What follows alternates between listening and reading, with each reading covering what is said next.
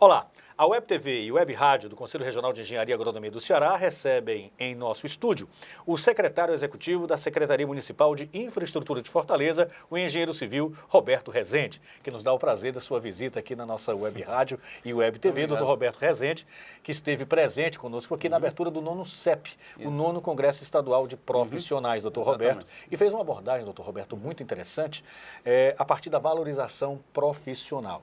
Nós sabemos que hoje a Prefeitura de Fortaleza tem um conjunto de obras, ou seja, nós temos muitas obras na cidade de Fortaleza.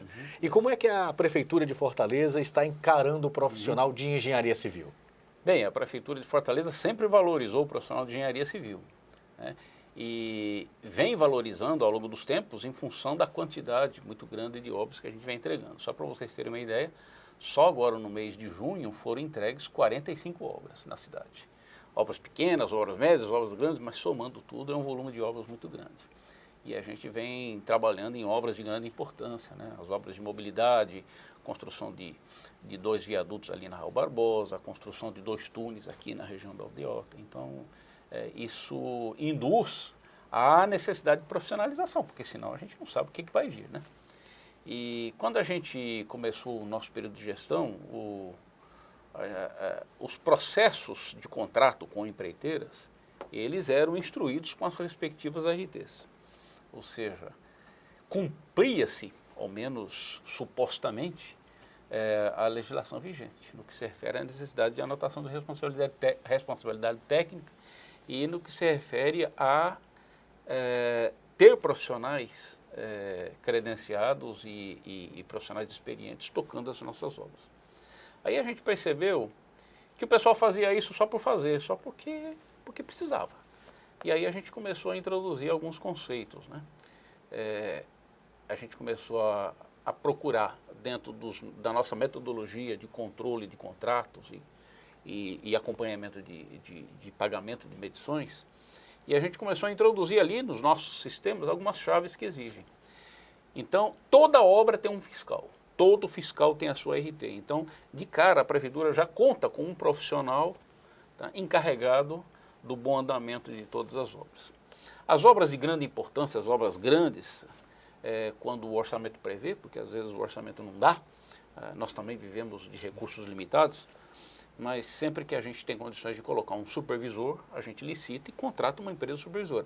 Também da empresa supervisora, a gente exige as mesmas ações de controle da qualidade técnica do profissional que está prestando serviço à Prefeitura. Então, se o supervisor vai ajudar a Prefeitura a controlar o andamento da obra, controlar os cronogramas, a controlar a qualidade, vai fazer testes, ensaios laboratoriais paralelos, se vai tomar decisões de aceitar ou não aceitar determinado serviço, também o profissional que toma conta disso tem que ter o credenciamento necessário.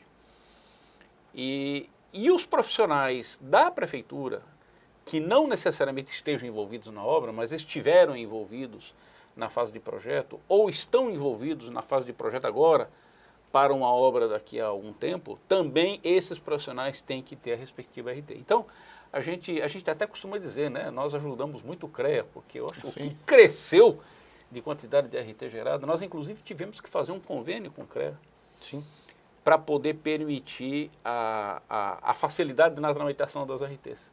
Para evitar que os profissionais tenham que vir até aqui, etc., a gente fez um convênio, a gente resolve tudo lá mesmo. Entendeu? O profissional não precisa vir aqui, não precisa fazer nada.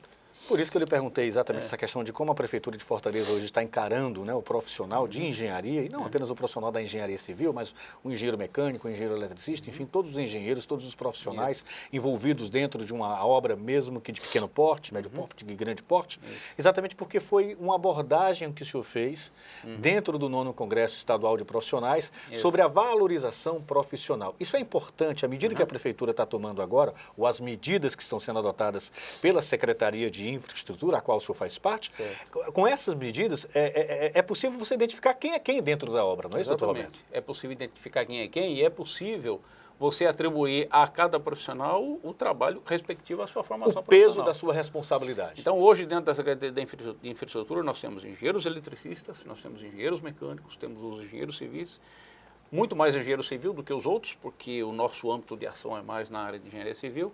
E quando a gente não tem algum profissional específico, por exemplo, suponha que eu tenha que fazer um trabalho de energia solar, eu não tenho um engenheiro lá que faz isso. Aí a prefeitura contrata um profissional autônomo para prestar serviço. A prefeitura licita e contrata um profissional autônomo para prestar esse serviço, para a gente, justamente para a gente poder fazer o acompanhamento global de todo o processo. E o que é interessante é que a gente notou também, no começo, Sim. Que as RTs eram geradas mais em função da expectativa do contratado do que do contratante. E nós invertemos isso. Hoje as RTs elas são geradas em função da expectativa do contratante, em ter a garantia de que as obras serão de boa qualidade. Antigamente os profissionais chegavam e diziam assim, não, vai fazer a RT aqui só o fulano de tal, esse e aquele, porque eu não quero que a certidão de acervo técnica que eu vou conseguir no futuro vá para a mão de todos os profissionais. Então você não tinha uma percepção de quantos profissionais, por exemplo, estavam envolvidos naquela obra? Não tinha uma percepção, e mais ainda, o profissional que tinha RT nunca aparecia na obra. Entendeu? O que era mais grave ainda. O que era mais grave ainda, às vezes era o próprio dono da empresa, aí ele tirava o RT porque ele queria garantir o acervo dele. Então isso não dava a garantia de que a obra seria bem feita? De jeito nenhum, de jeito nenhum. Aí a prefeitura começou, aí nós colocamos essa chavezinha no sistema para garantir que todos os processos de medição tenham a RT, e o fiscal ele passou a ter um papel ainda maior, quer dizer, ele não só garante a qualidade da obra, como ele garante que os profissionais das empresas que estejam atuando sejam profissionais qualificados, e mais ainda, ele é quem diz para o sistema quais são os engenheiros que tem que ter RT. Então, e isso obriga, inclusive, o profissional estar dentro da obra. Está dentro da obra, porque o fiscal está acompanhando a ação dos engenheiros. Quais são os resultados, doutor Roberto, dessa prática, dessa nova prática da prefeitura? Os resultados é que a gente tem uma segurança de que as obras estão tendo a qualidade requerida, uma segurança de que a gente pode dormir sossegado, porque se acontecer qualquer inconveniente, a gente sabe a quem consultar ou pelo menos a quem recorrer, né? E principalmente nos dá a segurança de estar garantindo para a população de Fortaleza obras de qualidade. Eu acho que isso aí é o aspecto mais importante, é super importante essa valorização profissional. Aconteceu, doutor Roberto, no meio do caminho, digamos assim, para essa tomada de atitude, algum acidente, houve algum problema, por exemplo, para a prefeitura adotar essa nova modalidade? Ou seja, qual foi o start? Não, a partir de que momento vocês é, sentiram essa necessidade? Na verdade, a gente sentiu essa necessidade desde o começo, quando eu peguei um contrato de gerenciamento e comecei a olhar as RTs que tinha lá. E disse, esse cara aqui está em São Paulo, esse cara aqui nunca apareceu aqui. Aí comecei, por curiosidade, a olhar outros contratos. Mesmo os contratos de obra, o engenheiro que tinha RT nunca aparecia na obra, era o dono da empresa. Aí a gente dizia assim, não, o engenheiro que está na obra vai ter que ter RT. Isso gerou um certo estresse, né? Porque existia assim, sabe, um posicionamento dos empresários. Sim. De se cercear de que eles acham, por exemplo, que universalizando a emissão de RT, ele vai também universalizar a concessão de certidão de acervo técnico, entendeu? Uma atitude assim, gerou um estresse. Gerou um estresse, mas aí eles entenderam o nosso posicionamento. A gente disse que o nosso objetivo era ter RT, que a certidão de acervo técnico era problema da empresa, eles que se resolvessem, mas que nós queríamos que os profissionais fossem qualificados e tivessem a respectiva RT. E com relação a esse questionamento que você colocou, de algum fato superveniente, sim, houve, que nos fez mudar recentemente a nossa estratégia. Você deve ter conhecimento de que agora em fevereiro houve um acidente com na Avenida Raul Barbosa. Na Raul Barbosa houve a ruptura de um escoramento provisório, um escoramento metálico. Um acidente muito chato, porque faleceram duas pessoas, pais de famílias, e outros 7 ficaram feridos, felizmente sem gravidade. E aí o que nós resolvemos fazer também a partir de então? Dessa data para trás não tínhamos essa preocupação, mas agora temos. É que as empresas subcontratadas também estão sendo agora vigiadas. Então, a prefeitura está exigindo não só as RTs dos profissionais contratados diretamente pela prefeitura, como também vem acompanhando os contratos de serviços especializados, né? Normalmente as empreiteiras elas subcontratam serviços especializados, geotecnia, concretagem, né? Produção de alguma peça especial, estruturas metálicas. Normalmente as empreiteiras não têm a expertise universal para fazer tudo, e aí eles saem subcontratando. Contratando empresas especializadas. E aí a gente passou também a exigir dessas empresas a vinculação da RT do contrato que ela tem com a empresa, mas que essa RT tivesse também o conhecimento e a tramitação, triangulação da prefeitura. Então a prefeitura controla agora os profissionais das empreiteiras contratadas e também os profissionais das empresas subcontratadas. Doutor Roberto, essa resposta já veio? Ou seja, já há uma conscientização? O senhor percebeu ou percebe hoje que já houve uma mudança nessa cultura, digamos assim, em relação à RT? Houve. Eu confesso a você que no começo foi um pouco dolorosa, né? Mas aí a gente vinculou o sistema de pagamento, então se não tiver, não recebe. Então é fácil. Em nenhum momento o senhor duvidou, mas em algum momento, pô, será que vai dar certo, né? Será que vão aceitar? Mas a resposta veio. A gente sempre soube que vai dar certo, né? Apesar digamos assim, da resistência, né? Toda mudança implica em resistência, né? E isso é inevitável em todos os segmentos, né? Toda vez que você propõe uma mudança, os conservadores, não, os acomodados... É quando há uma quebra de tabu, né? Uma quebra de paradigma, sempre há uma resistência. Exato. Então, doutor Roberto, hoje a gente acredita que tá com a coisa controlada, a gente está no bom caminho e vamos continuar.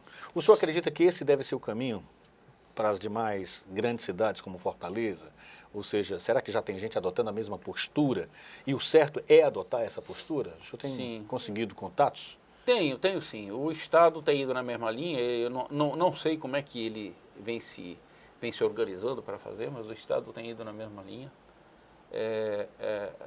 A gente mudou completamente. As outras secretarias da Prefeitura que não estejam assim, embora não estejam diretamente envolvidas na construção, mas existem obras das regionais, obras pequenas, reforma de praças, alguma adequação viária. Então sempre tem uma ou outra coisa que as regionais fazem e também vem adotando o mesmo procedimento. Então eu acredito que é uma tendência. A gente tem necessidade de se cercar de profissionais de boa qualidade. Um maior rigor na fiscalização. Um maior rigor na fiscalização. A gente tem necessidade de garantir que as nossas obras sejam de boa qualidade. Por exemplo, nós tivemos, e é claro que nós não estamos aqui fazendo nenhuma crítica, até porque não faz parte da nossa realidade, são notícias que chegam e fatos que são apurados, como, por exemplo, aquela queda da ciclovia no Rio de Janeiro, no estado do Rio de Janeiro, onde alguns fatos foram constatados em relação à questão da fiscalização da obra, e me parece que adotando atitudes assim, talvez fatos como aqueles fossem evitados. Fossem evitados, sem dúvida que seriam evitados, porque os profissionais que estão envolvidos, a RT, né, como o próprio nome já diz, a anotação da responsabilidade técnica, não é simplesmente um papel que você registra no CREA para depois conseguir um atestado. Não é isso não. E vai embora. E vai embora. E vai embora. A RT, ela impõe uma vinculação de responsabilidade. E o profissional é responsável por aquilo. Então, quando o profissional se sente responsável por aquilo, tá, ele vai tomar as providências para que não aconteça. Pode acontecer, mas aí ele vai responder. Doutor Roberto, dentro do 9º Congresso Estadual de Profissionais, durante o período em que o senhor esteve na mesa, inclusive, e durante a sua saudação aos profissionais que vieram para o Congresso, o senhor tocou num assunto interessante também sobre a criação de um fórum, uma proposta para a criação de um fórum. O senhor podia tocar nesse assunto mais uma vez, explicar para a gente o que seria? Sim, é importante. Eu acho que o país vive momentos delicados. O Brasil já passou por períodos difíceis, se superou, né? Mas eu tenho a impressão de que as coisas são cíclicas, né? Quer dizer, hoje a gente está num período delicado e existem muitas coisas que as pessoas vêm fazendo que podem não ser o melhor caminho, pode não ser o melhor jeito, né?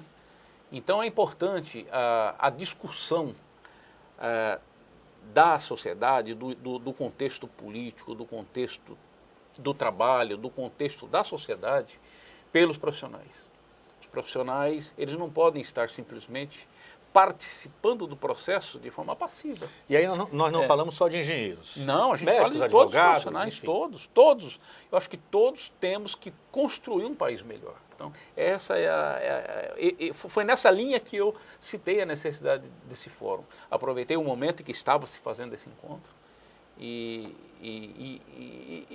passei uma mensagem nesse sentido. é muito importante que todos os profissionais discutam o país. Porque senão a gente corre o risco de a crise perdurar ainda mais e haver ainda um desfacelamento muito pior em relação ao que está acontecendo. Nós Então, temos. E essa discussão teria que passar pelas universidades, enfim, por toda a sociedade, por todas as instâncias da sociedade. Todas as instâncias da sociedade. Agora mesmo a gente vive um dilema, vai faltar água ano que vem, se não chover. Todos sabem que vai chover pouco. Ninguém sabe direito se vai chover o suficiente para os açudes se recuperarem, né? Se vai chover daqui a 2 anos, se vai chover muito daqui a 3 anos. Né? Existem estudos que, digamos assim, orientam que isso pode acontecer, ninguém tem certeza absoluta. A gente está desperdiçando oportunidades de aproveitar a água que nós já temos aqui, simplesmente porque nunca foi discutido isso. Ou seja, não existe digamos assim, um esforço da sociedade em discutir esse aspecto. Um esforço coletivo. Um esforço coletivo. E, nesse caso, eu até colocaria os engenheiros como precursores desse papel. Ou seja, pode faltar água ano que vem. E aí, o que nós vamos fazer? Simplesmente dizer para a sociedade para não gastar? Pode ser, é um caminho. Né? Fazer racionamento, fazer alternância de fornecimento entre bairros? Sim, pode ser, é um caminho. Mas será que é o melhor caminho? Será que não existem outras ações que a gente precisaria implementar? Nós temos um monte de água aqui no Oceano Atlântico, margeando a nossa costa. Será que não é hora de pensar numa política se não de dotar a cidade de Fortaleza sendo atendida exclusivamente por água dessalinizada? Mas será que não é o momento da gente dessalinizar uma parte da água para poder reforçar o nosso sistema? E aí a engenharia teria um papel fundamental. Teria um papel fundamental. Será que não seria o caso? Hoje Fortaleza vive um caos quando chove muito. Inunda um monte de lugares baixos porque as áreas estão se impermeabilizando, os canais estão sendo, os fundos de vale estão sendo canalizados com estruturas muitas vezes de concreto. As águas, então, elas tendem a ir embora rapidinho. Então, a gente tem, por um lado, uma quantidade excessiva de água que inunda. Por outro lado, a gente tem uma quantidade imensa de água que poderia estar sendo aproveitada e não está. Nós usamos as águas servidas, de um modo geral, nos nossos prédios. Todas elas vão para o sistema de esgotamento sanitário. Será que não é hora da gente repensar isso tudo? Será que não é o caso de cada edifício ter um sistema de reciclagem de água para usos menos nobres? Será que não é o momento de, ao invés da gente gerar os nossos esgotos e levar para um ponto só no oceano, será que não é o momento de você pensar em implantar um sistema de bacias em que cada bacia cuida da sua água e reusa? Ou seja, cada bacia, todo o seu esgoto, a sua água coletada, é segura ali, é tratada e é recirculada no próprio bairro? Será que não é hora da gente repensar um pouco o nosso sistema de gerenciamento de resíduos sólidos? Será que a Prefeitura vem implementando agora uma série de ecopontos que visa estimular que o gerador de resíduos recicláveis e o gerador de entulho de construção possa depositar num lugar em que esse resíduo possa ser reaproveitado? Praticamente todas as obras de engenharia no contexto urbano podem ser feitas com materiais reciclados. Aterros, base de pavimento, subbase, tudo isso pode ser feito com material de demolição. Será que não é hora da gente começar a discutir tudo isso, interagir, criar talvez algumas interfaces, sinergia, algumas interfaces para fazer essas conexões e aproveitar tudo isso? Isso só porque a gente está falando de água e de resíduos sólidos. O senhor toca num assunto muito importante. Aqui no CREA, por exemplo, aqui no Conselho Regional de Engenharia e Agronomia do Ceará, nós tivemos agora há pouco uma ampla discussão sobre energias renováveis, com a presença de pessoas que são autoridades no assunto, sobre a utilização, por exemplo, da energia dos ventos, energia eólica, e também a energia solar, que são grandes, digamos assim, potenciais de energia. Está na hora de discutir. Está na hora de discutir isso. Maior amplitude, talvez. Hoje mesmo, pela manhã, eu participei da abertura do Fórum do Fortaleza 2040. Uma semana toda em que se vai discutir as ações de planejamento de longo prazo, até 2040. E eu vi uma coisa interessante, mostrada lá pelo arquiteto Fausto Nilo, né, que ele, dentro do controle que ele fez, digamos assim, da coordenação geral para produzir o plano mestre da cidade de Fortaleza, ele contratou um especialista em energia. É impressionante. Se a gente tivesse placas instaladas num percentual muito pequeno da cidade, a cidade de Fortaleza todinha seria autossuficiente. Não precisaria de energia vindo de fora. Ela mesmo Incrível isso. resolveria. Isso é incrível. E nós temos isso nas mãos. E nós temos isso. Nós temos dados, temos fundamentos técnicos, pesquisas, e temos o principal, que é o sol. Que é o sol, e a gente tem sol quase o ano inteiro. Né? A gente tem sol, a gente tem vento, a gente não precisa de nada. Se você pensar bem, se a gente tivesse digamos assim, botar em discussão uma organização para poder potencializar tudo isso, daqui a pouco Fortaleza é uma cidade independente, não precisa de nada. Por onde é que o senhor quer começar o fórum? Vamos começar pela água? Vamos começar pela água? Eu acho que a água, ela merece uma discussão atenciosa nesse momento, né? Veja que coisa esdrúxula até, né? A gente vai buscar água lá nos confins do sertão, que não chove, para trazer para Fortaleza, que chove, sendo que aqui a gente tem a nossa água, que é a água do mar. Né? Veja a contradição. Né? E eu não estou olhando só Fortaleza, não. Veja o que aconteceu em São Paulo há acho que 2 anos, 1 ano atrás. Começou a faltar água no sistema Cantareira, aí o pessoal começou a buscar água cada vez mais longe, começou a fazer obras gigantescas para buscar a água no volume morto, e eles tinham lá um rio perene passando por São Paulo, que é o Rio Tietê e Rio Pinheiros. Tudo bem, Rio Tietê e Pinheiros, imaginar usar essa água para abastecimento? Claro, ninguém vai usar essa água para abastecimento Mas público. existem tecnologias para despoluir. Mas tem tecnologia para despoluir e pegar essa água e levar de volta para o sistema de represas do sistema Cantareira, para que essa água se misture com água natural e volte para o sistema sendo tratado como água bruta. Dr. Roberto Rezende, secretário executivo da Secretaria de Infraestrutura do município de Fortaleza, foi nosso entrevistado. Nosso muito obrigado. O senhor gostaria de acrescentar mais alguma coisa, doutor Roberto? Não, é isso aí. Eu acho que o nosso papel aqui é estimular a sociedade a discutir os grandes problemas que nós temos, né? E eu acho que o recado está dado, né? Vamos discutir isso. O CREA está né? aqui para isso, inclusive. O CREA está aqui para isso, inclusive. Exatamente para abrir essas discussões, para encampá-las, inclusive. Exatamente. Importante. Doutor Roberto, mais uma vez, muito obrigado. A Web TV e Web Rádio do Conselho Regional de Engenharia e Agronomia do Ceará recebeu em seus estúdios aqui a presença do secretário executivo da Infraestrutura do município de Fortaleza, o engenheiro civil Roberto Rezende. Mais uma vez, muito obrigado, doutor Roberto. Okay. Até lá. Até a próxima.